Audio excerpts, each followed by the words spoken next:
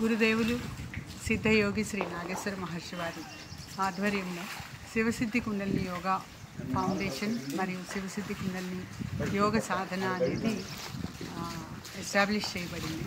దాదాపు 30 సంవత్సరాలుగా ఈ సేవలను, ఈ ఆధ్యాత్మిక సేవలను సొసైటీకి అందించడంలో నిరంతర కృషి గురుగారితో పాటు అనేక మంది చేస్తూ ఉన్నాము. అయితే గురుగారు వెళ్ళిపోయి 3 సంవత్సరాలు అయింది. వారి సమాధి కూడా ఆశ్రమంలోనే ఉంది.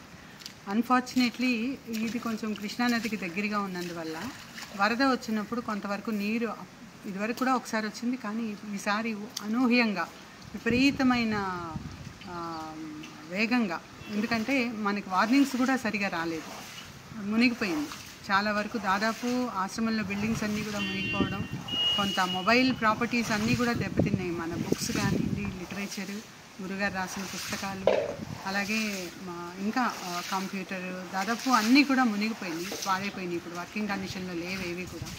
సో ఈ నష్టం ఎంత అనేది మనం తర్వాత చూసుకోవాలి. ఎందుకంటే కేవలం నేను ఒక 2 జతల బట్టలతో మిగిలిన బయటకు వెళ్ళాం అంతే. ఇక్కడ దాదాపుగా ఇంకొక వారం 10 రోజులు పడుతుంది ఇది క్లీన్ చేసుకుని సెటిల్ అవ్వటానికి.